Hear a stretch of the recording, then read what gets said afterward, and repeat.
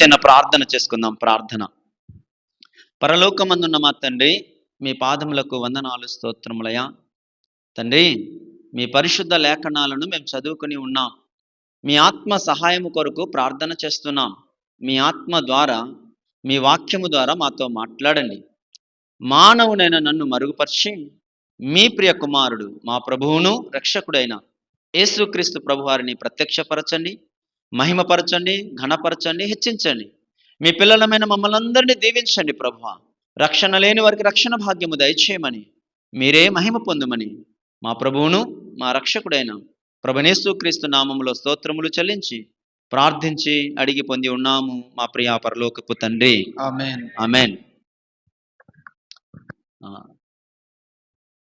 ఆ దూత, భయపడకుడి, ఇదిగో ప్రజలందరికీ కలగబోవు మహా సంతోషకరమైన సువర్తమానము నేను మీకు తెలియజేస్తున్నాను. ఇది ఎవరికి? క్రైస్తవులకేనా? కాదు కాదు, ప్రజలందరికీ. దేవుని లేఖనాలు ఏం సెలవిస్తున్నారు? దేవుడు వాక్యంలో ఏం రాశారంటే, దేవుడు ప్రజలందరికీ, ప్రపంచంలో ఉన్న ప్రజలందరికీ కలగబోయే మహా సంతోషకరమైన సువర్తమానం ఇది. అందరికీ గొప్ప సంతోషాన్ని ఇస్తుంది. ప్రపంచంలో అందరికీ అంటే లోకంలో మనుషులుగా మనం వీళ్ళు క్రైస్తవులు, వీళ్ళు ముస్లింలు, వీళ్ళు హిందువులు, ఇలాగా మనం సపరేట్ అయిపోయాం. కానీ దేవుని వాక్యం సెలవిస్తుంది, ప్రజలందరికీ కూడా, వారు ఏ మతం అవని, ఏ కులం అవని, ఏ ప్రాంతం అవని, ఏ భాష అవని, ఎవరైనా సరే ప్రతి ఒక్కరికి అంట ఇది సంతోషాన్ని ఇస్తుందట. మహా సంతోషకరమైన సువర్తమానం ఇది. అది ఏంటంటే, రక్షకుడు మీ కొరకు పుట్టి ఉన్నాడు. ఎవరి రక్షకుడు అంటే యేసుక్రీస్తు ప్రభువారు. ఎక్కడ పుట్టాడు? దావీదు పట్టణం, ఇశ్రాయేలు దేశం ఉంది. మన దేశం ఎలాగైతే భారతదేశమో అలాగే ఇశ్రాయేలు దేశం కూడా ఉంది. ఆ దేశంలో ఆయన దావీదు పట్టణం అంటే బెత్లెహేములో ఆయన పుట్టాడు. ఆయన పుట్టడాన్ని బట్టి ప్రజలందరికీ సంతోషం అంట. ప్రజలు బిడ్డలారా, కనుక అమ్మగారికి, వారికి కూడా ఈ వార్త సంతోషాన్ని ఇస్తుంది, వారి కుటుంబానికి కూడా సంతోషాన్ని ఇస్తుంది. కనుక ఈ సంతోషకరమైన వార్త, ఈ సంతోషాన్ని ఎలా పొందుకోవాలో ఖచ్చితంగా మనం వినాలి, నేర్చుకోవాలి. ప్రజలు బిడ్డలారా, మనుషులకి సంతోషం అవసరం. మనుషులకి ఏం అవసరం అండి? సంతోషం అవసరం. మేము సంతోషంగా ఉండాలి, మేము ఆనందంగా ఉండాలని ప్రతి మనిషి కూడా కోరుకుంటున్నాడు. కానీ నిజమైన సంతోషము మనుషులు పొందుకోవటం లేదు. చాలా కుటుంబాలు చూస్తున్నాం, వారి జీవితాల్లో దుఃఖమే, వారి జీవితాల్లో కన్నీరే, వేదన. ఎందుకు వారు సంతోషాన్ని పొందలేకపోతున్నారంటే, సరైన మార్గములో ఆ సంతోషాన్ని మనం సరైన మార్గంలోనే పొందుకుంటాం. మన సొంత మార్గంలో ఆ సంతోషాన్ని పొందుకోలేము. మానవుడు ఎలా పొందుకోవాలనుకుంటున్నాడో చూద్దాం. లోకంలో ఇప్పుడు లోకం ఉంది, మనుషులు ఉన్నారు. ఇప్పుడు సపోజ్ ఈ ఏం పేరు నాన్న, పాప పేరు శ్రేష్ఠ ఉందనుకున్నాం. శ్రేష్ఠ ఇప్పుడు చిన్నదయ్యం తెలియదు, కానీ కొద్దిగా పెద్ద అవుద్ది కదండి. ఈ శ్రేష్ఠ కంటే మనం ఉన్నాం పెద్దవారు. మన దుక్కు చూస్తే శ్రేష్ఠ చూస్తుంది. శ్రేష్ఠ చూసి కొన్ని విషయాలు నేర్చుకుంటుంది, మనుషుల నుంచి కొన్ని విషయాలు నేర్చుకుంటుంది. ఇప్పుడు మనుషులు సంతోషించాలి. ఉదాహరణకి ఒక మంచి ఇల్లు కట్టుకున్నాం అనుకోండి. మంచి ఇల్లు కట్టితే సంతోషమా, సంతోషం కాదా? సంతోషం, సంతోషమే. ఒక కారు కొనుక్కుంటే సంతోషం. ఒక మంచి ప్రాంతానికి వెళ్ళామనుకోండి, ఒక మంచి పార్క్ చూసాం, సంతోషంగా ఉంటుంది లేదా? సంతోషంగా ఉంటుంది. మనిషి ఇలాగా సంతోషం నాకు కావాలి అని సంతోషం కొరకు మానవుడు వెతుకులాడుచున్నాడు. ఉదాహరణకి ఇప్పుడు మంచి ఇల్లు కట్టి సంతోషించాలి. ఇల్లు కట్టాలంటే ఏముండాలి? ఏముండాలండి? డబ్బులు ఉండాలి కదండి. ఇల్లు కట్టాలంటే డబ్బులు ఉండాలి. కారు కొనాలంటే డబ్బులు ఉండాలి. ఓకే, వింటున్నారా? ఇలాగా. లేదా ఒక ప్రాంతానికి వెళ్ళాలి, విహారయాత్రకు వెళ్ళాలి, డబ్బులుంటే ప్రాంతానికి వెళ్తాం. ఇలాగ ఏ వస్తువు కొనుక్కున్నా, ఇప్పుడు కొత్త బట్టలు వేస్తే సంతోషం కదా, సంతోషం. ఇలాగా లోకంలో వివిధ రకాల మార్గాల ద్వారా, పద్ధతుల ద్వారా మానవుడు సంతోషాన్ని పొందుకోవాలనుకుంటున్నాడు. ఈ సంతోషము కొరకు ఎలాగొస్తుంది సంతోషం అనుకున్నాడంటే, డబ్బు ఉండాలి అనుకున్నాడు. డబ్బులు ఎలాగొస్తాయి? చాలా జాగ్రత్తగా వినండి. డబ్బులుంటే బట్టలు కొనుక్కుంటాం, డబ్బులుంటే ఇల్లు కట్టుకుంటాం, డబ్బులుంటే అన్ని అన్ని వస్తువులు కొనుక్కుంటాం. మంచి ఇల్లు కట్టుకుంటే గొప్ప సంతోషం నీకు. ఒక కారు కొనుక్కుంటే మంచి సంతోషం కదా. వీటికి మూలం ఏంటంటే డబ్బు అనే విషయం మనిషికి అర్థమైంది ఈ లోకంలో. ఈ డబ్బులు కావాలంటే ఎలాగొస్తాయి? పని చేయాలి. డబ్బులు కావాలంటే ఏం చేయాలి? పని చేయాలి. అందుకే కొంతమంది కూలి పనికి వెళ్తారు కదండి. కూలి పనికి వెళ్తే ఎంత వస్తుందండి? మహా అయితే ఒక 500 రూపాయలు వస్తుంది రోజుకి కదా. కనుక మనిషి ఏం చేయాలనుకుంటున్నాడు? ఇంకా ఎక్కువ డబ్బులు సంపాదించాలి. రోజుకి 500 కాకుండా ఇంకెక్కువ సంపాదించాలి. అలా సంపాదించాలంటే ఉద్యోగం చేయాలి, లేదా వ్యాపారం చేయాలి. కూలి పని కంటే వ్యాపారం చేస్తే ఎక్కువ డబ్బులు వస్తాయి కదా. అవును, అందుకే పెద్ద పెద్ద వ్యాపారాలు చేస్తున్నారు, ఎక్కువ డబ్బులు వస్తాయని. ఎక్కువ డబ్బులు వస్తే బాగా బ్రతకొచ్చు అని. డబ్బులు ఎక్కువ ఉంటే బాగా బ్రతకొచ్చు, మంచి ఇల్లు కట్టొచ్చు, మంచి కారు కొనుక్కోవచ్చు, మంచి తిండి తినొచ్చు. డబ్బులుంటే కదా మంచి బిర్యానీలు తింటాం, ఎంజాయ్ చేయొచ్చు. కనుక మనిషికి ఏం అర్థమైందంటే లోకం నుంచి, డబ్బుంటే నాకు డబ్బు ప్రాముఖ్యం, డబ్బుంటే నేను ఏదైనా చేయగలను. మంచి బట్టలు కొనుక్కుంటాను, మంచి ఇల్లు కట్టుకుంటాను, మంచి వాహనం కొనుక్కుంటాను, నా ఇంటికి కావాల్సినవన్నీ కొనుక్కుంటాను. కాబట్టి నాకు డబ్బులు కావాలి. డబ్బులు ఎలాగొస్తాయి? కూలి పని చేస్తే కొద్దిగా డబ్బులు వస్తాయి. కాబట్టి వ్యాపారం చేస్తే ఎక్కువ డబ్బులు వస్తాయని వ్యాపారం చేయడం మొదలుపెట్టాడు. ఏ వ్యాపారం చేస్తే ఎక్కువ డబ్బులు వస్తాయి? బంగార వ్యాపారం చేయాలా? బట్టల వ్యాపారమా? ఏ వ్యాపారం? అందుకని ఎక్కువ డబ్బులు ఏది వస్తుందో దాన్ని వెతుక్కుంటున్నాడు మానవుడు. మరలా ఏం చేయాలి? ఒరే, ఉద్యోగం చేస్తే డబ్బులు వస్తాయి. ఏం చేస్తే డబ్బులు వస్తాయి? ఉద్యోగం చేయాలి. అంటే జ్ఞానం కావాలి. మనిషికి ఏం కావాలి? అందుకే మన పిల్లలకు చదువు పంపిస్తాం, చదువులకు పంపిస్తాం. వీడు బాగా చదివితే మంచి ఉద్యోగం వస్తుంది. మంచి ఉద్యోగం వస్తే ఎక్కువ డబ్బులు వస్తాయి. నెలకి 1,00,000 రూపాయలు అనుకోండి, అబ్బా మంచి ఉద్యోగం రా. అందుకే మన పిల్లలకి కష్టపడి అప్పో సప్పో చేసి చదివిస్తాం. వాడు బాగా జ్ఞానవంతుడు అవ్వాలి, మంచి ఉద్యోగస్తుడు అవ్వాలి అనుకొని మంచి చదువులు చదివించాలనుకున్నాను. ఎందుకు? పెద్ద పెద్ద చదువులు ఎందుకు చదివించాలి? ఎక్కువ డబ్బులు వస్తాయని. కొంతమంది అమెరికాకి పంపిస్తారు. ఎందుకు? అమెరికాలో ఎందుకు చదువు అంటే అక్కడ ఎక్కువ డబ్బులు వస్తాయని. మనిషికి శ్రేష్ట ఉంది, ఇప్పుడు ఏమి తెలియదు.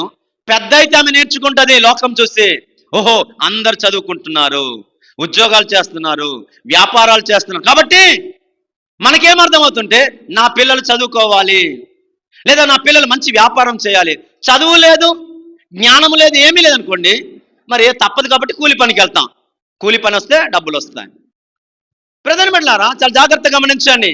మనిషికి ఏమర్థమైందంటే డబ్బులుంటే నేను బాగా బ్రతకగలను. డబ్బులుంటేనే మంచి తిండి తింటాను, డబ్బులుంటే మంచి బట్టలు తీసుకుంటాను, మంచి బట్టలు తీసుకుంటాను. ఆ బట్టలు బట్టి నాకు ఆనందం. పట్టు చీర అంటే కదనా, మామూలు బట్టలు కట్టుకుంటే సంతోషం ఎక్కువ, పట్టు చీర కట్టుకుంటే ఎక్కువ సంతోషమా? పట్టు చీర కట్టుకుంటేనే ఎక్కువ సంతోషం. పట్టు చీర 50,000 రూపాయలు పట్టు చీర అయితే మంచిది సంతోషమా? 1,00,000 రూపాయలది అయితే మంచిదా? 1,00,000 రూపాయలదే అమ్మా. ఇలాగా మనిషి ఏమర్థమైందంటే మనిషికి లోకంలో డబ్బు ప్రాముఖ్యం, డబ్బులు ఉండాలి. కాబట్టి ఈ డబ్బు కోసం మనిషి గబ్బు పని చేయడానికి ప్రయత్నించాడు, డబ్బు కావాలని. కాబట్టి అవసరమైతే ఒకటి చంపేస్తాడు డబ్బు కోసం. అవునా కాదా? చంపేస్తున్నాడు డబ్బు కోసము. పాపము చేసైనా సరే డబ్బు సంపాదించాలి. ఎందుకంటే డబ్బు ఉంటేనే నా అవసరాలు తీరుతాయి, నేను ఎంజాయ్ చేస్తానని పాపము చేయడానికి కూడా వెనకాడటం లేదు. పిల్లలు తల్లిదండ్రులు సైతం చంపేస్తున్నారు. కారణం ఏంటంటే ఆస్తి కోసం. అంటే తండ్రి బాగా ఆస్తి సంపాదించాడు పిల్లల కోసమే, కానీ తండ్రి చనిపోతే దేనికోసం డబ్బులు ఆడుకుంటారు? ఆస్తుల కోసం. ఎందుకంటే ఆస్తి కావాలి, డబ్బు కావాలి మనిషికి. ఇలాగా నాకు డబ్బుంటే నాకు సంతోషం, డబ్బుంటే ఏదైనా పని చేయగలనని మానవుడు పాపం చేయడం మొదలు పెట్టాడు. పాపము చేసైనా సరే, ఒకడికి మోసం చేసైనా సరే, ఒకడికి నష్టము చేసైనా సరే, దొంగతనం చేసైనా సరే, వ్యభిచారం చేసైనా సరే, ఏదో ఒక విధంగా నేను డబ్బులు సంపాదించాలి. దొంగతనం చేస్తున్నారు కదా కొంతమంది. దొంగతనం ఎందుకు? దొంగతనం ఏం చేస్తున్నాడు? వాడికి డబ్బు కావాలి. ఒక మనిషిని చంపేస్తున్నాడు ఎందుకు? వాడికి డబ్బు కావాలి. డబ్బుంటే నేను హ్యాపీగా బ్రతకగలనని. ప్రధాన బిడ్డలారా, పోనీ డబ్బు ఉందనుకుందాం, డబ్బున్న వాళ్ళందరూ సంతోషంగా ఉన్నారా? అరే డబ్బుంటే సంతోషం అయితే ఎందుకండి ఆత్మహత్యలు చేసుకుంటున్నారు? సినీ యాక్టర్లు వాళ్ళకి డబ్బులు లేదా? వారికి పేరు ప్రఖ్యాతులు లేదా? కానీ ఎందుకు ఆత్మహత్య చేసుకుంటున్నారు? నెమ్మది లేదు, మనిషికి సంతోషము లేదు. మన పిల్లలు, మన ఇంట్లో బాగా డబ్బులు ఉన్నాయి, మంచి ఇల్లు ఉంది, మన ఇంటికి కావాల్సిన అన్నీ ఉన్నాయి, మన కొడుకు మన మాట వినటం లేదు, సంతోషమా? సంతోషం లేదు. మన కూతురు మన మాట వినటం లేదు, సంతోషమా? నీకుంది, ఒంటి నిండా బంగారం ఉంది, నీ భర్త త్రాగి వస్తాడు, నీకు సంతోషమా? అరే డబ్బుంటే నీ సంతోషించాలి కదా, ఎందుకు సంతోషం లేదు? భార్యాభర్తల మధ్య సంతోషం లేదు, అక్క చెల్లెల మధ్య సంతోషం లేదు, అన్నదమ్ముల మధ్య సంతోషం లేదు. ఏమైంది నీ డబ్బు? డబ్బుంటే సంతోషం కదా, నీకు మంచి ఇల్లు ఉంటే సంతోషం కదా, నీ సంతోషం ఏమైంది? ప్రజని పెట్టారా, సాతానుడు అలా మభ్య పెట్టాడు. డబ్బుంటే నీ అన్ని అవసరాలు తీరుతాయి, డబ్బుంటే నువ్వు సంతోషించగలవు, ఆనందించగలవు అని సాతాన్ అనేవాడు ఒకడు ఉన్నాడు, దేవునికి వ్యతిరేకమైన వాడు. మనకు తెలియదు అయ్యా, సాతాన్ అనేవాడు ఒకడు ఉన్నాడయ్యా, మనకు వ్యతిరేకంగా పనిచేస్తాడు. మనుషులకు తప్పు త్రోవలు నడిపించేవాడు ఆయన, మంచి మార్గం నడిపించేవాడు కాదు. మానవులందరూ త్రోవ తప్పిపోయాం. ఏం త్రోవ తప్పిపోయాం? భర్త తన భార్యను ప్రేమించాలి జీవితాంతం. భర్త త్రోవ తప్పిపోయాడు, భార్యను హింసిస్తున్నాడు, కొడుతున్నాడు, తిడుతున్నాడు. అరే వివాహం అప్పుడు ప్రమాణం చేశామే, నీతోనే కలిసి జీవిస్తాను, మరణ పర్యంతం వరకు కష్టమైన దుఃఖమైన అన్ని విషయాలలో నీకు తోడుంటానన్న భర్త ఎందుకు హింసిస్తున్నాడు? ఎన్ని కుటుంబాలు పాడైపోవటం లేదు? ప్రధానమంటారా, పిల్లడికి తెలియాలి, నా తల్లిదండ్రులకు నేను గౌరవించాలి, నా తల్లిదండ్రులు నేను ప్రేమించాలి, నన్ను కన్నారు, నన్ను పెంచారు, పెద్ద చేశారు, ప్రయోజకులుగా చేశారని పిల్లలు తల్లిదండ్రులు గౌరవించాలి. గౌరవిస్తున్నారా ఈనాడు పిల్లలు? మానవుడు త్రోవ తప్పిపోయాడు, తల్లిదండ్రులు గౌరవించడం లేదు, తన ఇష్టం నా ఇష్టం అని అంటున్నాడు. ఎంతమంది తల్లిదండ్రులు బాధపడటం లేదు ఈరోజు పిల్లలను బట్టి? ఎంతమంది భార్యలు తమ భర్తను బట్టి బాధపడటం లేదు? ఎంతమంది భర్తలు తమ భార్యలను బట్టి బాధపడటం లేదు? మానవుడు త్రోవ తప్పిపోయాడండి. ప్రజలు వెళ్ళారా అండి? ఒక అమ్మాయి యవ్వనం వచ్చిన తర్వాత తల్లిదండ్రుల సమక్షంలో వివాహము జరగాలి. అయ్యో తల్లిదండ్రుల మాట వినకుండా ఆమె వెళ్ళిపోతుంది. మానవుడు త్రోవ తప్పిపోయాడు. అందుకే త్రోవ తప్పిన మానవుని సరైన మార్గంలోకి నడిపించడానికి వచ్చాడు యేసయ్య. మానవ జీవితాలను బాగు చేయడానికి వచ్చాడు యేసయ్య. సాతానునేమో మానవుని త్రోవ తప్పించాడు, సారా త్రాగడం నేర్పించాడు సాతాను, వ్యభిచారము చేయడం నేర్పించాడు సాతాను, తల్లిదండ్రులకు అవిధేయులుగా ఉండడం నేర్పించాడు సాతాను. కానీ దేవుడు వచ్చి, నాయనా నువ్వు త్రోవ తప్పిపోయావు, నువ్వు మార్గము తప్పావు. అందరూ త్రోవ తప్పిపోయారు, ఎవడు కాదు నీతిమంతుడు కాదు. ఈ త్రోవ తప్పిన మానవుణ్ణి సరైన మార్గంలోకి నడిపించడానికి వచ్చాడు యేసయ్య. మానవుడు తప్పు త్రోవలో ఆనందాన్ని పొందాలనుకుంటున్నాడు, మానవుడు తప్పు పనులు చేసి సంతోషాన్ని డబ్బు సంపాదించాలనుకుంటున్నాడు. ఇలా త్రోవ తప్పించడానికి కారణం సాతాను. అది మనకు తెలియదు. సాతాను కనిపించడు, దేవుడు కూడా కనిపించాడు.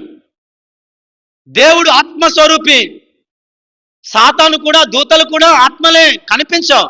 కానీ ఆ యేసయ్య మానవునిగా వచ్చాడు కాబట్టి మనకు తెలిసింది. యేసయ్య ఈ లోకానికి మానవునిగా వచ్చాడు. ఆయన దేవుడు అదృశ్యుడు, ఆయన కనిపించాడు. కనిపించడం అని, ఇప్పుడు నేను ఈ లోపల దాగుడిపోయాను అనుకోండి, మీరు ఎవరు నన్ను చూడలేదు, ఈ లోపల దాగుడిపోతే నా గురించి మీకు తెలుస్తుందా? తెలియదు. ఈ లోపల ఉంటే మీకేం తెలుస్తుంది? రహస్యంగా ఉంటే. నేను బయటకు వచ్చాను అనుకోండి, అప్పుడు నన్ను చూస్తారు. పరలోకంలో ఉన్న దేవుడు పరలోకంలో ఉండిపోతే మానవునిగా మనం ఎలా చూడగలం దేవునికి? అందుకే దేవుడు మానవునిగా వచ్చాడు. దేవుడు అంటే ఎవరు? ఎంత ప్రేమ గలవాడు, ఎంత దయ గలవాడు, ఎంత కనికరం గలవాడు, ఎంత క్షమాపణ గలవాడు, మానవుని ఎలా ప్రేమిస్తున్నాడో నీకు తెలియజేశాడు ఈ లోకానికి వచ్చి. మానవుడు ఎలా బ్రతకాలో దేవుడు తెలియజేశాడు. అప్పుడు మనకు తెలిసింది ఎలా బ్రతకాలనేది. ప్రజలారా, మానవుడు సంతోషాన్ని పొందాలనుకుంటాడు, తప్పుడు త్రోవలు. అందుకే దేవుడు ఒక మాట అన్నాడు. మత్తయి సువార్త అండి ప్రజలు పెట్టారా,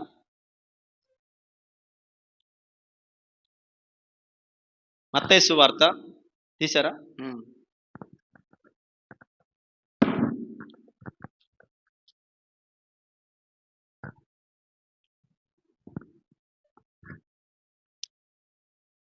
6వ అధ్యాయము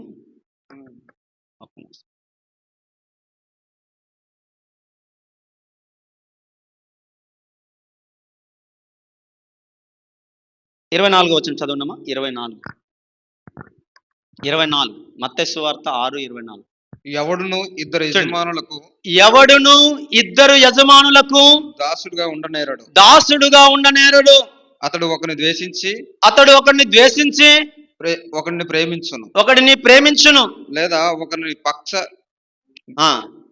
పక్షముగా నుండి ఒకరిని తృణీకరించును. మీరు దేవునికి ఈ మాట చాలా జాగ్రత్త. మీరు దేవునికిని సిరికిని దాసులుగా ఉండనేరరు. సిరి అంటే ఏంటి? డబ్బు. మీరు ఉంటే దేవుని పక్షానైనా ఉండండి, లేదా డబ్బు పక్షానైనా ఉండండి. ఇద్దరికి ఉండలేరు, ఇద్దరికి దాసునిగా. ఒక వ్యక్తి దగ్గర నేను ఒక దాసునిగా ఉన్నాను అనుకోండి, ఒక యజమాని దగ్గర. ఒకని దగ్గర ఉండి చక్కగా పని చేయగలను, ఇద్దరి దగ్గర ఉండగలనా? రెండు వేరు స్వభావం ఉన్న వాళ్ళ దగ్గర ఉండలేను. నీవు డబ్బుకైనా దాసుడిగా ఉన్నా. డబ్బు అంటే డబ్బు వెనకత్తర సాతాను. డబ్బు ఎవరంటే సాతాను.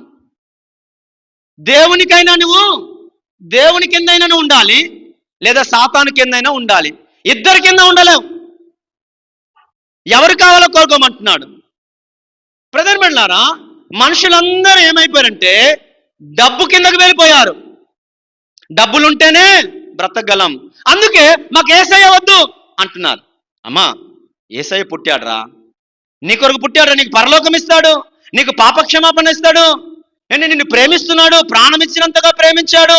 ఇదిగో ప్రజలందరికీ కలగబోవు మహా సంతోషకరమైన సువర్తమానము నేను మీకు తెలియజేయుచున్నాను. అదేమిటంటే దావీదు పట్టణమందు నేడు రక్షకుడు మీ కొరకు పుట్టాడు. ఈయన క్రీస్తు, ఈయన నమ్ముకోండి, మీకు పాపక్షమాపణ, మీకు పరలోకము, మీకు నెమ్మది అని చెప్తే నమ్ముతారమ్మా ఎవరైనా యేసయ్యకి? ఇప్పుడు వెళ్ళి చెప్పండి వీధిలోకి, అయ్యా యేసుప్రభు మీ కొరకు పుట్టారండి, మిమ్మల్ని ప్రేమిస్తున్నాడు శాశ్వతంగా, మీ పాపాల కొరకు ఆయన మరణించాడండి, రండి యేసుప్రభు దగ్గర వస్తారా? మాకొద్దయ్యా యేసయ్య, మాకెందుకు యేసయ్య? మాకు మంచి ఇల్లు ఉంది, మాకు మంచి ఉద్యోగం ఉంది, మాకు కావలసిన బంగారం ఉంది, మాకు కావలసిన వెండి ఉంది, మాకెందుకు యేసయ్య అంటారు. మాకు యేసయ్య వద్దు. ప్రతినిమిడ దేవుడు ఒక మాట చెప్పాడు, మార్కు సువార్త. ఎందుకు యేసయ్య వద్దని అనుకుంటున్నా అంటే డబ్బు కావాలి వారికి ప్రాముఖ్యం. యేసయ్య లేకుండా మేము బ్రతకగలం అంటున్నారు. మార్కు సువార్త 8వ అధ్యాయం 36వ వచనం. 8:36. ఒకడు సర్వలోకమును సంపాదించుకొని తన ప్రాణమును పోగొట్టుకుంటే వానికి ఏం ప్రయోజనం? దేవుడు అంటున్నాడు, నీకు డబ్బు కావాలి కదా, నేను అవసరం లేదు కదా, డబ్బు తీసుకో. అలాగని ఇప్పుడు ఏంటి, సంవత్సరానికి ఒకసారి లిస్ట్ తయారు చేస్తారు. ఏంటి తెలుసా? ప్రపంచంలో ఎవడు ధనవంతుడు, ఫస్ట్ ఎవరు ధనవంతుడు, రెండో వాడు ఎవడు, మూడో వాడు ఎవడని ఒక లిస్ట్ విడుదల చేస్తారు. ఈ ప్రపంచంలోని ధనవంతులు ఏమనుకుంటారు తెలుసా? మేమే ధనవంతులుగా ఉండాలనుకుంటాం. ఉండు, మంచిదే, నీకు కావలసినంత డబ్బు సంపాదించుకో, ఆస్తులు సంపాదించుకో, పేరు సంపాదించుకో, అధికారం సంపాదించుకో. ఒకరు చనిపోవా అండి? ప్రపంచంలో ధనవంతుడు చనిపోతాడా చనిపోడా? వినాలి నా మాట. చనిపోతాడండి? చనిపోతాడా బ్రతుకుంటాడా? ఒక్కడు లోకమంతా సంపాదించుకొని వాడు నరకానికి వెళ్ళిపోతే వాడు ప్రాణం పోగొట్టుకుంటే వానికి ఏం ప్రయోజనం అంటున్నాడు దేవుడు. మనిషి ఏమనుకుంటాడంటే నాకు యేసయ్య వద్దు, నాకు యేసు ప్రభు వద్దండి, నాకెందుకండి, నాకు డబ్బు ఉంది, నేను బాగా బ్రతుకుతున్నాను, డబ్బుతో మంచి ఆహారం తింటున్నాను, డబ్బుతో మంచి బట్టలు వేసుకుంటున్నాను, డబ్బుతో మంచి ఇల్లు కట్టుకుంటున్నాను, డబ్బుతో జ్ఞానముతో ఉద్యోగాన్ని సంపాదిస్తున్నాను, నాకు బోల్డ్ డబ్బు ఉంది, నాకు ఆస్తి ఉంది, పేరు ప్రఖ్యాతులు ఉన్నాయి, యేసుతో నాకేం పని అంటున్నాడు. అయితే యేసయ్య అంటున్నాడు, మంచిదే ఉండు, ఒకవేళ నువ్వు అన్ని ఇది కాదు, ప్రపంచమంతా లోకమంతా నువ్వు సంపాదించుకొని నీ ప్రాణం పోగొట్టుకుంటే నీకేం ప్రయోజనం అంటే అర్థం ఏంటంటే నువ్వు లోకంలో బాగా బ్రతికావు, నేను లేకున్నా బ్రతికావు, నువ్వు చనిపోతావు, నువ్వు చనిపోయి నరకానికి వెళ్ళిపోతే నీకేం ప్రయోజనం? ఏమా? యేసయ్య ఉంటేనే నీకు పరలోకం. ఎందుకు యేసయ్య వచ్చాడు? నువ్వు పాపివి, ప్రతి మనిషిలో పాపం ఉంది, ఏ భేదము లేదు, అందరూ పాపము చేసిన వారే. రోమపత్రిక 3:23 రోమపత్రిక 3:23 త్వరగా చదవాలి. అపోస్తుల కార్యముల తర్వాత ఉంటుంది రోమపత్రిక. మత్తయి సువార్త, మార్కు సువార్త, లూకా సువార్త, యోహాను సువార్త, అపోస్తుల కార్యములు, రోమపత్రిక. ఏ భేదము లేదు, ఏ భేదము లేదు. అందరూ పాపము చేసి ఏ భేదము లేదంటే లోకంలో భేదాలు ఉన్నాయి. మీది పలానా కులం అండి, మాది పలానా కులం. మీది పలానా ప్రాంతం అండి, మాది పలానా ప్రాంతం. మీరు పలానా జాతి వారు, మేము పలానా జాతి వారము. మీరు ధనవంతులు, మీరు పేదవారు. మీరు తెల్లవారు, మేము నల్లవారము. మీరు పలానా భాష, మాది పలానా భాష. మీది తెలంగాణ, మీది ఆంధ్ర, మాది ఆంధ్ర. ఈ లోకంలో కులాల మధ్య భేదాలు ఉన్నాయి, ప్రాంతాల మధ్య భేదాలు ఉన్నాయి, భాషల మధ్య భేదాలు ఉన్నాయి. కానీ నువ్వు ఏ భాష మాట్లాడినా నువ్వు పాపివే. పాపం లేదని చెప్పగలడా ప్రపంచంలో మానవుడు? అమెరికా వాడైనా సరే వాడికి పాపం లేదా? ఆస్ట్రేలియా వాడైనా సరే వాడికి పాపం లేదా? పాపానికి భేదం లేదు, ప్రతి ఒక్కరిలో పాపం ఉంది. నాలో పాపం లేదన్నవాడు ఉన్నాడా? ఒకవేళ బయటికి కనిపించకపోవచ్చు, నేను మంచి డ్రెస్సులు వేసి బయటికి బాగా కనిపించవచ్చును. నా లోపల, హృదయం లోపల పగ ఉంది, ఈర్ష్య ఉంది, అసూయ ఉంది, ద్వేషం ఉంది. లేదా? చెడు ఆలోచనలు లేవా మన హృదయంలో? మన మంచివారమా? నీతిమంతుడు లేడు, ఒక్కడునూ లేడు. ప్రతి ఒక్కరిలో పాపం ఉంది. పాపానికి క్షమాపణ జరగకపోతే నువ్వు పరలోకానికి వెళ్ళలేవు. నీ పాపము కడగబడకపోతే పరలోకానికి వెళ్ళలేవు. నీ పాపం వల్ల వచ్చే జీతము మరణము. అమ్మా, నువ్వు స్కూల్కి వెళ్తావా? మీ టీచర్ గారు హోంవర్క్ ఇచ్చారనుకోండి, హోంవర్క్ చేయకుండా స్కూల్కి వెళ్ళామనుకోండి, ఏం చేస్తారు టీచర్ గారు? హోంవర్క్ చేయకపోతే కొడేస్తారా? కొడతారా కొట్టరా? అమ్మా, చాలా సంతోషం. కొడతారా కొట్టరా? అరే, చిన్న హోంవర్క్ చేయనందుకే పనిష్మెంట్ ఉందా లేదా? పనిష్మెంట్ ఉంది. చిన్న హోంవర్క్ అండి, ఏదో ఒక లెక్కలు రాసుకుని రమ్మన్నారు. లెక్కలు రాసుకోలేదు, స్కూల్కి వెళ్ళిపోయారు. అలా వెళ్తేనే పనిష్మెంట్. ఎందుకు పనిష్మెంట్? చేయలేదు, విధేయత చూపలేదు, మాట వినలేదు, టీచర్ మాట.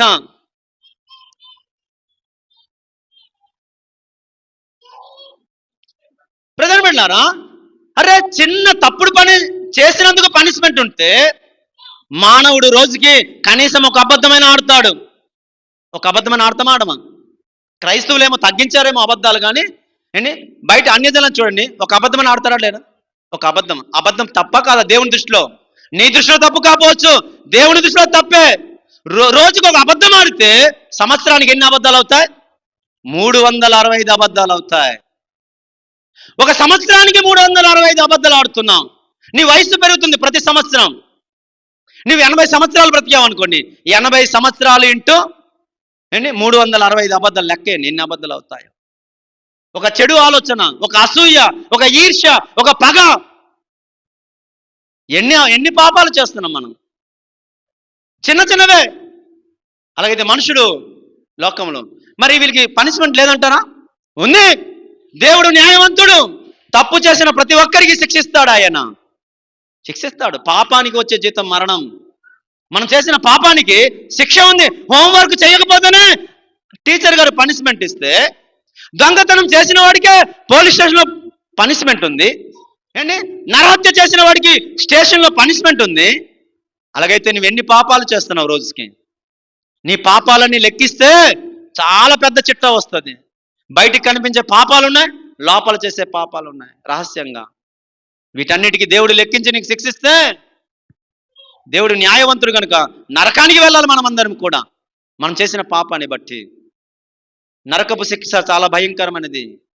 మన ఆత్మకి చావు ఉండదు, అగ్ని ఆరదు, యుగ యుగాలు వేదన చెందుతూ ఉండాలి. కానీ దేవుడు కృపగలవాడు, దేవుడు దయగలవాడు. దేవుడు కనికరము చూపి ఈ మనుషులు త్రావ తప్పిపోయారు, ఈ మనుషులు పాపము చేసి నరకానికి వెళ్ళిపోతున్నారు చనిపోతే అని కనికరించి, మన ఎడల కనికరించి పరలోకంలో ఉన్న దేవుడు ఈ లోకానికి వచ్చాడు. ఎందుకు వచ్చాడు? నీ పాపాన్ని తీసివేయడానికి వచ్చాడు. నా పాపాన్ని తీసివేయడానికి వచ్చాడు యేసయ్య. నా పాపాన్ని నేను కడుక్కోలేను. ఈ శరీరంలో నాకు చెమట పడుతుంది, ఈ చెమట వాసన పోవాలంటే నేను సబ్బు వాడితే సరిపోద్ది. నా బట్టలు మురికైంది, ఈ బట్టల యొక్క మురికి వెళ్ళాలంటే బట్టల సబ్బు వాడితే మురికిపోద్ది.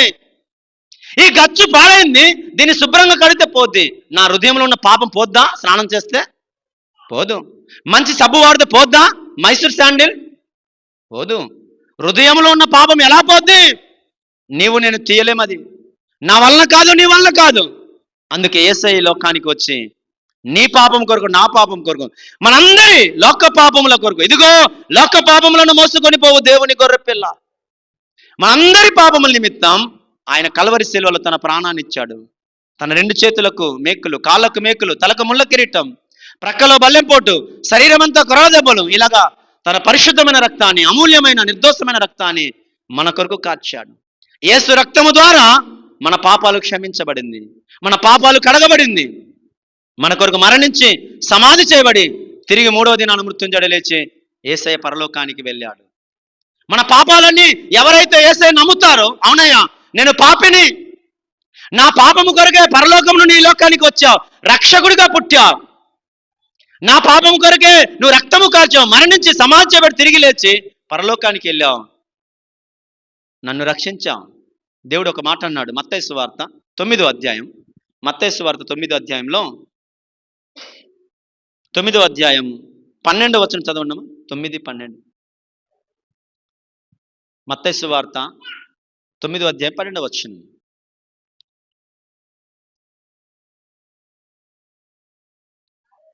అమ్మా కాదు, ఆయననా? ఓకే, ఆయన ఆ మాట విని విడదీసి చదవాలి. ఆ మాట విని రోగులకే కానీ, చూడండి, రోగులకే గాని ఆరోగ్యము గలవానికి వైద్యుడు అక్కరలేదు. ఈ మాట సత్యమే కదండి? డాక్టర్ గారు ఎవరికి అవసరం చెప్పండి? డాక్టర్ గారు ఎవరికి అవసరం? ఇప్పుడు నేను ఆరోగ్యంగా ఉన్నాను అనుకోండి, డాక్టర్ గారు నాకు అవసరమా? అవసరం లేదు. నాకు అనారోగ్యం వస్తే ఎక్కడికి వెళ్తాను? నేను ఇంజనీర్ దగ్గరికి వెళ్తానా? టీచర్ దగ్గరికి ఎక్కడికి వెళ్తాను? డాక్టర్ దగ్గరికి వెళ్తాను. నాకు అనారోగ్యం వస్తే, నాకు రోగం వస్తే నేను డాక్టర్ దగ్గరికి వెళ్తాను. రోగులకే వైద్యుడు అవసరం, ఆరోగ్యము గల వారికి వైద్యుడు అవసరం లేదు. ఇది మనకు తెలుసా లేదా? మనకు తెలుసు. అలాగంటూ దేవుడు ఒక మాట చెప్తాను. కింద చదవమ్మా, కింద చదువు. అయితే నేను పాపులనే పిలవచ్చి తిని కానీ నీతిమంతుల కొరకు రాలేదు.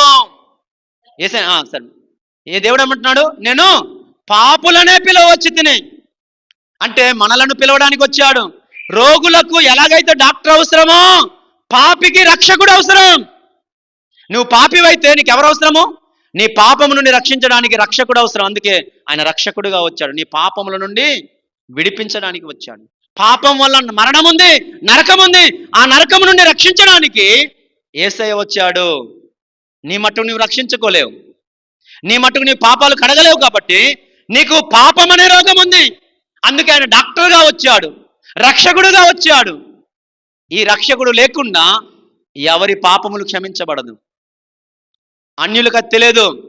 అరే నాలో పాపం ఉంది, నా పాపాన్ని బట్టి నేను మరణిస్తే నరకానికి వెళ్తానని సత్యం వారికి తెలియదు. వారు ఏమనుకుంటారంటే నా దగ్గర డబ్బు ఉందిలే. కేవలం వారు ఈ లోకము కొరకే ఆలోచిస్తున్నారు. యేసుప్రభు ఎందుకు వారికి అవసరం లేదంటే, మాకు వద్దయ్యా, మాకు డబ్బు ఉంది, మాకు ఉద్యోగం ఉంది, మాకు ఆస్తిపాస్తులు ఉన్నాయి, మాకెందుకు యేసయ్యా? వారికి ఏం తెలియదు? నేను పాపిని, నేను చనిపోతే నరకానికి వెళ్ళిపోతాను, నరకము బహు భయంకరమైనది అనే విషయం వారికి తెలియదు. అందుకే యేసయ్య లేకుండా బ్రతికేస్తారు. కానీ నీవు నేను యేసయ్య లేకుండా బ్రతకూడదు. డబ్బు లేకపోయినా పర్వాలేదు, మంచి ఇల్లు లేకపోయినా పర్వాలేదు, ఉద్యోగం లేకపోయినా పర్వాలేదు, చదువు లేకపోయినా పర్వాలేదు. కానీ ఎవరు కావాలి నీకు? యేసయ్య కావాలి. యేసయ్య ఉంటేనే నీకు పరలోకం. యేసయ్య లేకపోతే పరలోకం లేదు. యోహాను సువార్త 14వ అధ్యాయం, యోహాను సువార్త 14వ అధ్యాయం, యోహాను సువార్త 14వ అధ్యాయం తీసారా? 14వ అధ్యాయం తీసారమ్మా? 14 6వ వచనం చదవమ్మా. 6వ వచనం. యేసు చూడండి, నేనే మార్గమును సత్యమును జీవమునై ఉన్నాను. చూడండి, నా ద్వారానే తప్ప ఎవడును తండ్రి యొద్దకు జారడు. యేసయ్య అంటుంది తెలుసా, నేనే మార్గమును, నా ద్వారా తప్ప ఎవడు కూడా పరలోకానికి రాలేడు. యేసయ్య లేకపోతే నువ్వు పరలోకానికి వెళ్ళలేవు. ఎందుకు యేసయ్య కావాలి? పరలోకం కావాలంటే యేసయ్య నీకు కావాలి. నాకు పరలోకం వద్దు, నాకు నరకమే కావాలంటే యేసయ్య నీకు అవసరం లేదు. యేసయ్య ఉంటే చాలు. నీకు చదువు లేకపోయినా పర్వాలేదు, రూపాయి డబ్బులు లేకపోయినా పర్వాలేదు. యేసయ్య. ఈ లోకం శాశ్వతం కాదు. శాశ్వతమా? తల్లి గర్భం నుండి ఎలాగైతే వచ్చామో అలాగే మరలా వెళ్ళిపోతాం. ఏంటి, బట్టలు ఎందుకు కప్పుతారు? బాగోదు. మనల్ని తీసుకెళ్ళినప్పుడు బట్టలు కప్పి తీసుకెళ్తారు, బాగోదు కాబట్టి అలా తీసుకెళ్తున్నారు. దిగంబరులుగా వచ్చా, దిగంబరులుగా వెళ్ళిపోతాం. ఏమి తీసుకెళ్ళాం.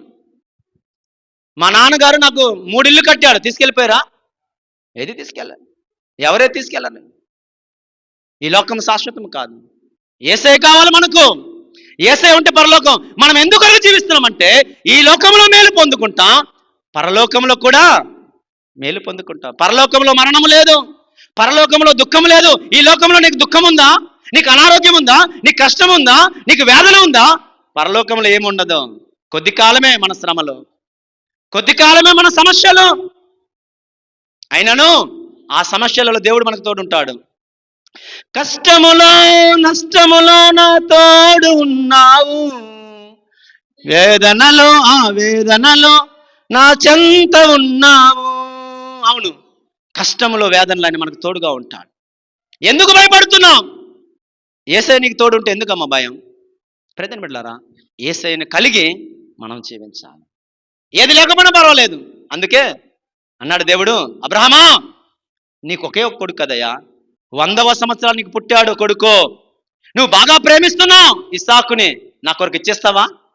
నాకు ఇస్తావా బలిగా అంటే ఏమని ఇచ్చాడు? ఇవ్వలేదా? ఇచ్చేశాడు. నా కొడుకు ఎక్కువ కాదు నా దేవుని కంటే, ఇచ్చేశాడు. ప్రజలు బిడ్డలారా, ఎలాగిచ్చేస్తారు? వారికి తెలుసు యేసయ్య ఎవరో, దేవుడు ఎవరో. కొడుకు ఎక్కువ కాదు. క్రైస్తవులు చూడండి, ఉద్యోగాలు మానేసి సేవకు వస్తున్నారు. ఉద్యోగం ఎక్కువ కాదు. అవసరమైతే తల్లిదండ్రులు విడిచిపెడుతున్నారు దేవుని సేవ కొరకు. యేసయ్య ప్రాముఖ్యం కావాలి మనకి. మన జీవితంలో నీ భార్య కంటే, నీ భర్త కంటే, నీ పిల్లల కంటే, అందరికంటే ఎవరెక్కువ మనకి? యేసయ్య. యేసయ్య తర్వాత ఎవరైనా? యేసయ్య తర్వాత. ఈ రాత్రికాల సమయం నేను ఎందుకు రావాలి? ఇంత శ్రమ ఎందుకు? మరలా రాత్రి పూట మళ్ళీ పరిగెట్టాలి. ఎవరు కావాలి నాకు? యేసయ్య కావాలి. నాకు చలి ఉంటుంది ఏంటి, రాత్రికాల సమయం ప్రయాణము కష్టమే, కానీ వీటన్నిటికంటే నన్ను ప్రేమించిన యేసయ్య నాకు కావాలి. ప్రేమ బిడ్డలారా, మనకి యేసయ్య కావాలి. క్రైస్తవులుగా అన్యులు విడిచిపెట్టాం. అన్యుల కోసం విన్నా. ఎందుకు వారు యేసయ్య వద్దనుకుంటారంటే వాళ్ళకి డబ్బే ప్రాముఖ్యం. యేసయ్య అన్నాడు, నువ్వు సిరికైనా దాసుడుగా ఉండాలి, లేదా దేవునికైనా దాసుడుగా ఉండాలి. ఎవరికి దాసుడుగా ఉంటావు చూసుకో. యేసయ్య మీరు అనుకుంటున్నా డబ్బు ఉంటేనే బ్రతుకు. కాదు.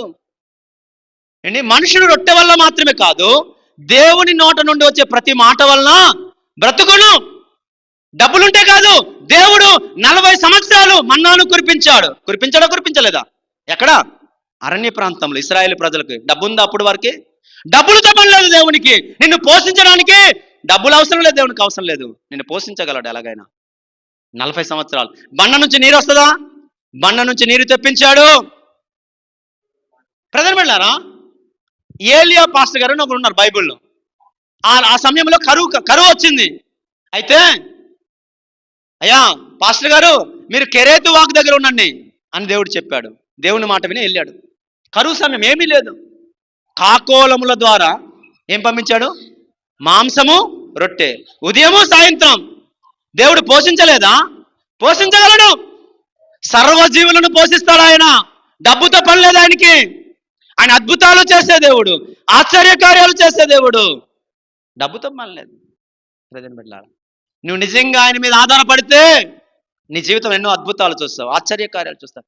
నిన్ను ఒక వండర్ఫుల్గా నిన్ను పోషిస్తాడు, నీ కుటుంబాన్ని, నీ పిల్లలని నువ్వు పోషించి తన ద్వారా ప్రయోజకులుగా చేయగలం.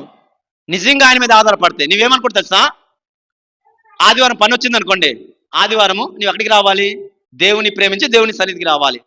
కానీ నీ కూలి పని దొరికింది అనుకోండి, నువ్వేమనుకుంటావు సార్, డబ్బులు లేకపోతే ఎలా బ్రతుకుతాను ఆయన, డబ్బులుంటే కదా అని పనికి వెళ్ళిపోతాం. నీకు డబ్బు ప్రాముఖ్యం, దేవుడు ప్రాముఖ్యం లేదు. వెళ్తావు, డబ్బులు వస్తుంది, ఏదో అనారోగ్యం వస్తుంది, అంతే. దాని ప్రజెంట్ బిడ్డలారా, డబ్బు కాదండి, యేసయ్య ఉండాలి. నువ్వు ఉంటే నాకు చాలయ్యా. నిన్ను విడిచిపెడతాడా? విడిచిపెట్టడం. ప్రజెంట్ బిడ్డలారా, డబ్బు కాదు మన ప్రాముఖ్యం, డబ్బులు ఉండాలి. దేవుడు మనకి ఇవ్వాలి ఆ డబ్బు, దేవుడు మనకి ఇల్లు ఇవ్వాలి, దేవుడు మనకు ఉద్యోగం ఇవ్వాలి, దేవుడు ఇస్తాడు. కానీ నీ ఫస్ట్ ప్రయారిటీ, నీ ఆలోచన విధానం దేని మీద అంటే, లోకస్తులందరూ డబ్బులుంటేనే మనం బాగా బ్రతుకుతాం రా, డబ్బులుంటేనే మన అవసరాలు తీరుతాయి, డబ్బులుంటేనే క్రిస్మస్కి కొత్త బట్టలు తీసుకుంటాం అని డబ్బుల మీద ఆధారపడిపోయాం. డబ్బులకి ప్రాధాన్యత ఇచ్చాం. అందుకే ప్రజెంట్ అద్భుతాలు చూడలేకపోతున్నాం. దేవుడే ప్రాముఖ్యత అయితే గొప్ప అద్భుతాలు నువ్వు చూస్తాం. ప్రజెంట్ బిడ్డలారా, కొద్దిసేపు క్రిస్మస్ గురించి విని నేను ముగిస్తాను. ప్రజెంట్ బిడ్డలారా, మరొకసారి చదువుదాం. లూకాసు వార్త 2 10వ. దేవుడు మన కొరకు ఎందుకు వచ్చాడు? క్రైస్తవుల కొరకు ఎందుకు వచ్చాడు అంటే, అందరి కొరకు వచ్చాడు. దేవుని పిల్లలుగా మనం ఎలా సంతోషాన్ని పొందుకోవాలి చూద్దాం. అయితే ఆ దూత భయపడకుడి, ఇదిగో ప్రజలందరికీ కలుగబోవు మహా సంతోషకరమైన వర్తమానము. ఇది యేసయ్య పుట్టుక మనకేమిస్తుందట? సంతోషం ఇస్తుంది, మహా సంతోషాన్ని ఇస్తుంది. మరి ఆ సంతోషాన్ని అనుభవిస్తున్నారా? యేసయ్యను బట్టి నువ్వు అనుభవించాలి సంతోషం. కానీ క్రైస్తవులకి అంటే సాతాను ఎలా మభ్యపెట్టాడంటే, రే బాబు, మీరు డిసెంబర్ నెలలోనే సంతోషంగా ఉండండి అని ప్రక్కత్రోవ పట్టించాడు. తప్పుడు ఆలోచనలకు తీసుకెళ్ళాడు మనల్ని. చాలా జాగ్రత్తగా ఆలోచించండి. డిసెంబర్ 1 వచ్చింది అనుకోండి, ఒక బోర ఉంది, ఆ మన బోర ఊస్తే బుంగ ఊదాం అనుకోండి, ఇలా ఊపుతుంది కదా, కొద్దిగా వస్తుంది. డిసెంబర్ 1 నాడు మన ఆనందం కొద్దిగా ఇలా అవుద్ది.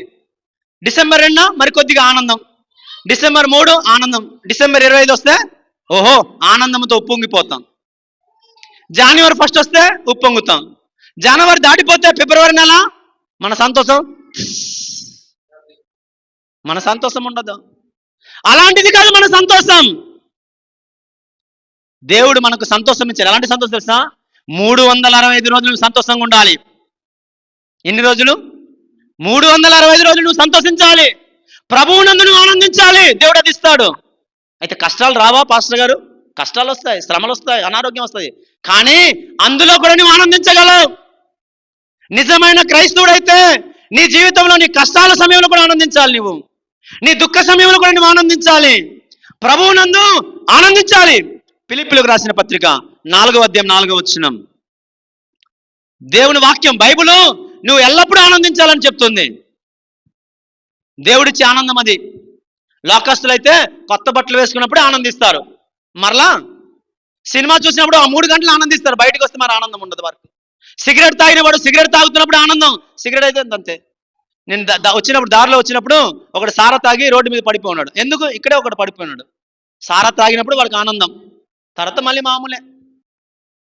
అలాంటి ఆనందం కాదు మనది. చదువుతాడు ఫిలిప్పీ 4:4.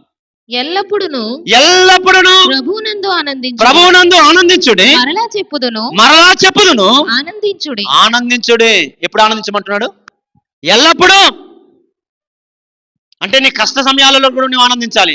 నీకు పొలం ఉంది, పొలము పండితే దేవునికి స్తోత్రం, పండకపోయినా నువ్వు ఆనందించాలి.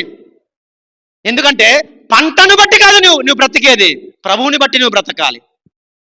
బాగా చదివావు, ఉద్యోగం వస్తే దేవునికి స్తోత్రం, ఉద్యోగం రాలేదనుకోండి దేవునికి స్తోత్రమే. ఎందుకంటే నీ ఉద్యోగాన్ని బట్టి నువ్వు బ్రతకూడదు. ఎవరిని బట్టి బ్రతకాలి? ప్రభువుని బట్టి బ్రతకాలి. ప్రభువుని నువ్వు పోషించాలి. నాకే ఉద్యోగం లేదండి, నాకే ఉద్యోగం లేదు, నేను బ్రతకటం లేదా? నాకు 3 పిల్లలు, ఒకడు బీటెక్ చదువుతున్నాడు అండి, మరొకడు పాలిటెక్నిక్ చదువుతున్నాడు అండి. అమ్మను చూసుకోవాలి, మేము 5 హ్యాపీగా పోషింపబడుతున్నాం, మా అవసరాలను తీర్చబడుతున్నా. అరే ఉద్యోగం లేదు కదా, బ్రతకడం లేదా? హ్యాపీగా బ్రతుకుతున్నాను. ఎవరిని బట్టి? నా బలం కాదు, నా జ్ఞానము కాదు, నా శక్తి కాదు, నా సామర్థ్యము కాదు, నా తెలివితేటలు కాదు, నా అనుభవం కాదు, దేవుని కృపను బట్టి బ్రతుకుతున్నాను. ఒక చిన్న ఈ మధ్యన జరిగిన అద్భుతం చెప్తాను. రాజం వెళ్ళినప్పుడు ఒక పాస్టర్ గారు నన్ను పిలిచారు. పిలిస్తే వెళ్ళాను. ప్రార్థన చేసిన తర్వాత ఆయన ఒక కొత్త టీవీ కొనుక్కున్నానంట. పెద్ద టీవీ, చాలా పెద్ద టీవీ. మేము ఇప్పుడు మా ఇంట్లో టీవీ ఉంటుంది, దేవుని వాక్యం మేము వింటాం ఇంట్లో. మా పాస్టమ్ గారు ఒరిసా కాబట్టి ఆమె తెలుగుది వచ్చు, కానీ ఇంట్లో ఉన్నప్పుడు ఏం చేస్తుందంటే వాక్యాలు వింటూ ఉంటుంది. వాక్యాలు వస్తున్నాయి, వాక్యాలు వింటూ ఉంటుంది. కనుక టీవీ మాకు అవసరం. అయితే ఆ పాస్టర్ గారు, నేను ఆయనకి ఏం అడగలేదు. పాస్టర్ గారు, నేను ఒక కొత్త టీవీ కొనుక్కున్నానండి. వాళ్ళ ఆవిడికి 90,000 జీతం. వాళ్ళ ఆవిడికి 90,000 జీతం. మంచి ఇల్లు, మంచి డబ్బున్న వాళ్ళే. మాకు ఉచితంగానే పెద్ద టీవీ ఇచ్చారు. అలాగే పాస్టర్ గారు, మీ దగ్గర చాలా మీటింగ్లు అవుతుంటాయి, వాళ్ళకి వచ్చిన వాళ్ళు టిఫిన్ పెడతారు కదండి, పెద్ద గ్రైండరు ఒకటి ఇచ్చారు. అంటే మిక్స్ చేసేది, పిండి రుబ్బేది. మరి నేను తీసుకురావాలని కదా బండితో, పెద్ద టీవీ, పెద్ద గ్రైండరు, అలాగే చిన్న డోలక్ లాంటిది ఇచ్చారు.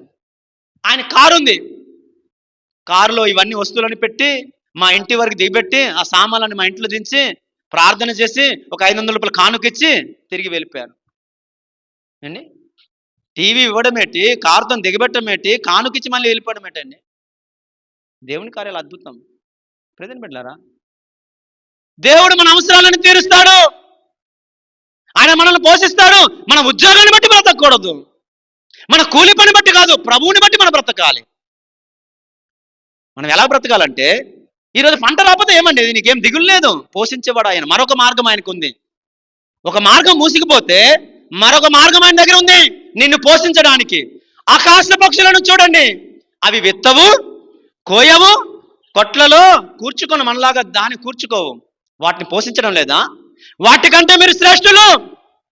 దేవుడు మిమ్మల్ని పోషిస్తాడు. మీ అవసరం తెలుసు. మీరు కూర్చునుట, మీరు లేచుట, పడుకునుట, మీ చర్యలన్నీ కూడా ఆయనకు తెలుసు. మీకు తెలియదా? ఆయన మన పరలోకపు తండ్రి. ఆయన్ని బట్టి మనం ఆనందించాలి. డబ్బులుంటే ఒకలాగా, అన్యులైతే డబ్బులు బాగా ఉంటే గొప్ప ఆనందం, డబ్బులు పోతే వారికి దుఃఖం. అలాది కాదు మన ఆనందం. ప్రభువుని బట్టి ఆనందించాలి. హబక్కూకు గ్రంథం 3వ అధ్యాయం 17వ వచనం. ఈ వాక్యం చదివితే మీకు అర్థమవుద్ది. హబక్కూకు గ్రంథం 3వ అధ్యాయం 17వ వచనం. హబక్కూకు గ్రంథం 3:17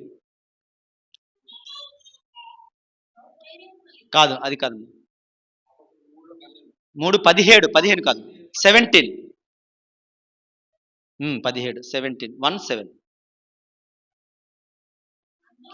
చాలా జాగ్రత్త. అంజూరపు చెట్లు పూయకుండినను, ద్రాక్ష చెట్లు ఫలింపకపోయినను, ఒలీవ చెట్లు కాపు లేక ఉండినను, చేనులోని పైరు పంటకు రాకపోయినను, గొర్రెలు దొడ్డిలో లేకపోయినను, సాలలో పశువులు లేకపోయినను, నేను యెహోవా యందు ఆనందించెదను. నా రక్షణకర్త అయిన నా దేవుని యందు సంతోషించెదను. ఈ భక్తుడు అంటున్నాడు, నాకు సాల ఉంది కానీ పశువులు లేవు. అక్కడ పశువులు లేకపోయినా పర్వాలేదు, నాకు పంట పొలం ఉంది, పైరు రాలేదు, పంట రాలేదు, అయినా పర్వాలేదు. నాకు ద్రాక్ష తోట ఉంది, ద్రాక్ష పళ్ళు రాలేదు, అయినా పర్వాలేదు, నేను ఆనందించగలను. ఎవరిని బట్టి? నా రక్షణకర్త, నన్ను రక్షించిన రక్షణకర్త ఉన్నాడే, ఆయన బట్టి నేను సంతోషిస్తాను. అరే, ఏమీ లేకపోతే ఎలా సంతోషం అండి? సంతోషించగలవు. ప్రభు ఆనందాన్ని ఇస్తాడు. ప్రభు ఆనందాన్ని ఇస్తాడు. క్రైస్తవుడు అన్ని సమయాలలో ఆనందించాలి. క్రిస్మస్ రోజే కాదు, డిసెంబర్ 25 కాదు, జనవరి 1 కాదు, 365 రోజులు నువ్వు ప్రభువునందు ఆనందించాలి. కష్టాలు రావా? వస్తాయి. శ్రమలు రావా? వస్తాయి. కానీ అది నీకు కష్టంగా ఉండదు. అది కష్టంగా ఉండదు. అందులో కూడా నీకు ఆనందం ఉంది. అరే, ఏమీ లేకపోయినా ఆనందం వచ్చింది. మరొక మాట చూద్దాం. అపోస్తుల కార్యములు కూడా వారు ఆనందిస్తున్నారు. ప్రియదేవుని బిడ్డలారా, 16వ అధ్యాయము 22 నుంచి అమ్మా. 16వ అధ్యాయం 22వ వచనం నుంచి నేను ముగిస్తున్నాను. అప్పుడు చూడండి, చాలా జాగ్రత్తగానండి. అప్పుడు జనసమూహము వారి మీదకి దొమ్మిగా వచ్చి న్యాయాధిపతులను వారి వస్త్రములను లాగివేసి వారిని బెత్తములతో కొట్టి ఆజ్ఞాపించిరి. చదవమ్మా. వారు చాలా దెబ్బలు కొట్టి వారిని చెరసాలలో వేసిరి. భద్రంగా కనిపెట్టవలనని చెరసాల నాయకులను అప్పగించిరి. చదువు. అతడు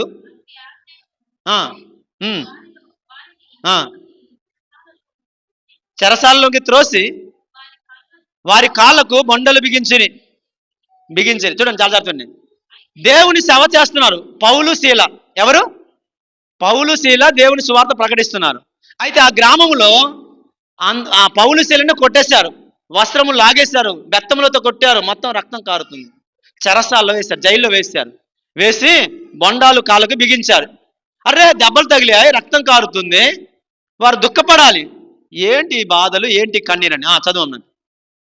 వాళ్ళు ఏం చేస్తున్నారో చూద్దాం. అయితే మధ్యరాత్రి వేళ పౌలును శీలయు దేవునికి ప్రార్థించుచు కీర్తనలు పాడుచుండేది. అయ్యో, దెబ్బలు తగిలిన వారు ఎలా కీర్తనలు పాడుతున్నారు? వారికి ఎక్కడి నుంచి ఆ సంతోషం వచ్చింది? అయ్యో, అప్పుడంతా దెబ్బలు తిన్నారే, వస్త్రాలు లాగేశారే, వారికి ఎక్కడి నుంచి వచ్చింది ఆనందం? కీర్తనలు పాడగలుగుతున్నారు. ప్రేదన్ బిడ్డలారా, ప్రభువులో ఉన్న వారికి ఆనందం కష్టం వచ్చినా అది కష్టంలాగా ఉండదు. అగ్ని వెంబడే వెళ్తారు కానీ అగ్ని కాల్చదు. సద్రకు మేషకు అబేద్నెగోలు అగ్నిలో పడవేశారు, అగ్ని కాల్చిందా? కాల్చలేదు. దానియేలును సింహపు గుహలో పడేశారు, సింహం ఏమైనా చేసిందా దానియేలుకి? ఏమీ చేయలేదు. మన జీవితంలో కష్టాల గుండా వెళ్తాం, కష్టాలు ఏం చేయదు. ప్రియమైన బిడ్డలారా, ఎలా ఆనందించగలుగుతున్నా? పంట పండకపోయిన ఆనందమే, ద్రాక్ష చెట్లు పూయకపోయిన ఆనందమే. ప్రభువులో ఉన్న ఆనందం అది అనుభవించిన వారికి తెలుస్తుంది. నాకు కష్టాలు లేవనుకుంటున్నారా? నాకు కష్టాలు ఉన్నాయి, కానీ కష్టంలాగా ఉండదు. నెమ్మది పొందుకుంటాం, సమాధానాన్ని పొంది. ఎందుకు తెలుసా? మనకు వచ్చే సంతోషం డబ్బుని బట్టి రాదు. మనకు వచ్చే సంతోషం ఆస్తిపాస్తులను బట్టి కాదు, దేవుడే మనకు సంతోషాన్ని ఇస్తాడు. ఈ మాట చదివి ముగిద్దాం. కీర్తనలు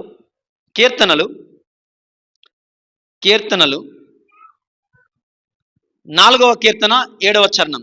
4వ కీర్తన 7వ చరణం. 4:7. వారి ధాన్య ద్రాక్షారసములు విస్తరించిన నాటి కంటే, సంతోషము కంటే అధికమైన సంతోషము నీవు నా హృదయములో పుట్టించితివి. దేవునికి స్తోత్రం, హల్లెలూయా. ప్రియమైన బిడ్డలారా, ఒకరికంట ద్రాక్షారసము ధాన్యము విస్తారంగా పండిందంట. వారు సంతోషిస్తున్నారు, మాకు ఎక్కువ ధాన్యం పండింది, ఎక్కువ ద్రాక్షారసం పండిందని వారు సంతోషిస్తున్నారు. వారి సంతోషము కంటే అధికమైన సంతోషము నా హృదయములో నీవు పుట్టించితివి. మన దేవుడు సంతోషాన్ని పుట్టించేవాడు. మనకు డబ్బుని బట్టి సంతోషం కాదు, ప్రభువుని బట్టి సంతోషం. మహా సంతోషకరమైన సువర్తమానం ఎవరిని బట్టి? క్రీస్తుని బట్టి. ఎలా సంతోషాన్ని పొందుతాం మనం అంటే, పాపము చేసి కాదు, మనం పరిశుద్ధతను బట్టి సంతోషం, మనకి ప్రార్థన బట్టి సంతోషం, వాక్యాన్ని చదువుట బట్టి సంతోషం, దేవుని సన్నిధిలో మనకు సంతోషం, ప్రభుని బట్టి ఆనందం, పరలోకాన్ని బట్టి ఆనందం. మనకి లోకస్తులేమో లోకపు వస్తువులతో ఆనందిస్తారు, మనం కాదు. కొత్త బట్టలు వేసుకున్నంత మాత్రం కాదు, మన బట్టలను బట్టి కాదు ఆనందం. మంచి ఇల్లుందా? దేవునికి స్తోత్రం, ప్రభుని బట్టి. మంచి బట్టలు వేసుకున్నావా? దేవునికి స్తోత్రం, ప్రభుని బట్టి. నీవు నేను పొందే ఆనందం ప్రభువు మనల్ని పుట్టిస్తాడు. సాయంత్రం మనకు దుఃఖం వచ్చినా మరలా ఉదయానికి మనం ఆనందంతో నింపబడాలి. ఎవరి ఆనందాన్ని పుట్టిస్తాడు? దేవుడు మన హృదయంలో ఆనందాన్ని పుట్టిస్తాడు. ఇప్పుడు బోర ఉంది, బోరలో ఊదినప్పుడు లోపలికి ఏం వెళ్తుంది? గాలి వెళ్తుంది. గాలి ఉండడం వల్ల అది ఉప్పొంగుతుంది కదండి. అలాగే మన హృదయంలో వాక్యం ఉండడం వల్ల మనము ఉప్పొంగాలి. వాక్యం ఉంటేనే మన హృదయంలో సంతోషం. వాక్యము ఏమొచ్చేస్తా? బాధలలో మనకు నెమ్మదిస్తుంది. నీ వాక్యమే నన్ను బ్రతికించెను, బాధలలో నెమ్మదినిచ్చెను. నీ వాక్యమే నన్ను బ్రతికించెను, బాధలలో నెమ్మదినిచ్చెను. వాక్యం ఏం చేస్తుంది? నెమ్మదిస్తుంది. వాక్యం అంటే ఎవరు? దేవుడు. వాక్యమై ఉన్న దేవుడు మన దేవుడు. నీ హృదయంలో నిజంగా యేసయ్య ఉంటే, నీ హృదయము వాక్యముతో నింపబడితే, నీ బాధ సమయంలో నీకు నెమ్మదిస్తుంది, అది నీకు సమాధానం ఇస్తుంది. ఒక బోరలో, ఒక బెలూన్లో గాలి ఉంటే అది ఎలాగైతే ఉప్పొంగి నిండుగా ఉంటుందో, నీ హృదయంలో ఏముండాలి? దేంతో నింపబడాలి? వాక్యముతో నింపబడాలి. దేవుని సన్నిధితో నింపబడాలి. దేవునితో నింపబడితే నువ్వు నిత్యం ఆనందంగా ఉంటావు. డబ్బులున్నా లేకపోయినా, నీ ఇంట్లో ఏమున్నా లేకపోయినా నువ్వు తృప్తిగా ఉండాలి. మా డబ్బులు బట్టి కాదురా, ఈ బంధం మరలా రాదు. ఏంటి, భార్య భర్తల బంధం మరలా వస్తుందా? ఉన్నంత వరకు హ్యాపీగా ఉండాలి. భర్తలారా, మీ భార్యతో మీరు హ్యాపీగా ఉండాలి. ఎప్పటి వరకు? మరలా రాదు. వాళ్ళు వెళ్ళిపోయారనుకో, వారితో మరలా ఉండదు. ఇప్పుడు మా నాన్నతో నేను ఆనందించాలని ఆనందించగలనా? ఆనందించలేను. ఉన్నప్పుడే సంతోషించాలి, ఉన్నప్పుడే. పిల్లలు, మీ తల్లిదండ్రుల మాట వినాలి. మీరు వారికి ఇప్పుడే ఆనందింపజేయాలి. మరలా రారు. తండ్రి పోతే మరలా రారండి. ఒక్క మాట, మనం తృప్తిగా బ్రతకాలి. క్రైస్తవులు అన్నం ఉన్న చల్లదనం ఉంటే చల్లదనంతోనే తృప్తిగా ఉండండి. దేవుడు మంచి భోజనం ఇస్తే దాంతో తృప్తిగా ఉండండి. ఒక్క మాట చదివి నేను ముగిస్తాను. ఫిలిప్పీయులకు రాసిన పత్రిక 4వ అధ్యాయం 11, 12. ఈ మాట చాలా జాగ్రత్త వినండి. ఫిలిప్పీయులకు రాసిన పత్రిక 4వ అధ్యాయం 11, 12 వచనాలు. మరొకరికి ఉంది నాకు లేదని బాధపడకండి. దేవుడు ఏదిస్తే దాంతో తృప్తి కలిగి ఉండండి. ఫిలిప్పీయులకు రాసిన పత్రిక 4వ అధ్యాయం 11, 12 వచనాలు. చదవమా. చూడండి, నాకు కొదువ కలిగినందున నేను ఇలాగూ చెప్పుటలేదు. చూడండి, నేను ఏ స్థితిలో ఉన్నానో ఆ స్థితిలో సంతృప్తి కలిగి నేర్చుకున్నాను. నేను ఏ స్థితిలో ఉన్నా సరే నేను సంతృప్తిగా ఉన్నాను. ఏ స్థితిలో ఉన్నా, ధనవంతునిగా ఉన్నా సంతృప్తే, పేదవాడిగా ఉన్నా సంతృప్తి. చదవమా కింద. దీన స్థితిలో ఉన్నా ఎరుగుదును, సంపన్న స్థితిలో ఉన్న ఎరుగుదును. ప్రతి విషయములోను అన్ని కార్యములోను కడుపు నిండి ఉండుటకును, ఆకలి కొని ఉండుటకును, సమృద్ధి కలిగి ఉండుటకును, లేమిలోను నేర్చుకొని ఉన్నాను. పౌలు గారు అంటున్నారు, నేను ఏ స్థితిలో ఉన్నా తృప్తిగా ఉన్నాను. ఒక్కొక్కసారి డబ్బులు ఫుల్గా ఉంటాయి, తృప్తిగా ఉండవు. ఒక్కోసారి ఉండదు, తృప్తిగా ఉండవు. ఉన్నప్పుడు మనదే, లేనప్పుడు మనదే. ఒకసారి బిర్యానీ తింటావు, ఒకరోజు ఏ కూర ఉండదు. కానీ తృప్తిగా ఉన్న నేర్చుకోవాలి క్రైస్తవుడు. అన్ని విషయాలు ఈ క్రిస్మస్కి కొత్త బట్టలు లేవా నీకు? బట్టలు బట్టి కాదు ఆనందం. మన ఆనందం ప్రభుని బట్టి ఆనందం. రక్షణ పొందుకున్నామండి, పాపక్షమాపణ పొందుకున్నాం. ధన్యుడవు, నువ్వు నీతిమంతురాలవు, నువ్వు నీతిమంతుడవు, ప్రభు బిడ్డవు, పరలోకానికి వారసుడవు. మన ఆనందం ప్రభుని బట్టి. ఈరోజు ఉండొచ్చు, రేపు రాకపోవచ్చు. కొత్త బట్టలు పాత బట్టలు అవ్వదా? కొత్త ఇల్లు పెయింటింగ్ మాసిపోదా? అలాగే ఉండిపోద్దా? నీ బంగారము ఏంటి ముందుకున్నప్పుడే అలాగే ఉంటుందా? దాని విలువ తగ్గిపోదా? ఇప్పుడు కొను, 10 రోజుల తర్వాత మళ్ళీ ఇవ్వు, అదే రేటుకు వస్తుందో చూద్దాం. ఈ లోకంలో ఏది శాశ్వతం కాదు. మన ప్రభు శాశ్వతం, పరలోకం శాశ్వతం. ప్రభుని బట్టి ఆనందిద్దాం. దేవుని యొక్క పరిశుద్ధ మాటలు మన ఇంట్లో దీవించి ఆశీర్వదించును గాక. వాక్య ఫలింపు కొరకు చిన్న ప్రార్థన చేద్దాం. ఈ సమయాన్ని ఇచ్చినటువంటి దైవ సేవకులకు, సంఘానికి మరొకసారి హృదయపూర్వక వందనాలు. దేవుని చిత్తమైతే మరొకసారి ప్రభు కృపలో మనం కలుసుకొని దేవుని వాక్యాన్ని నేర్చుకుందాం.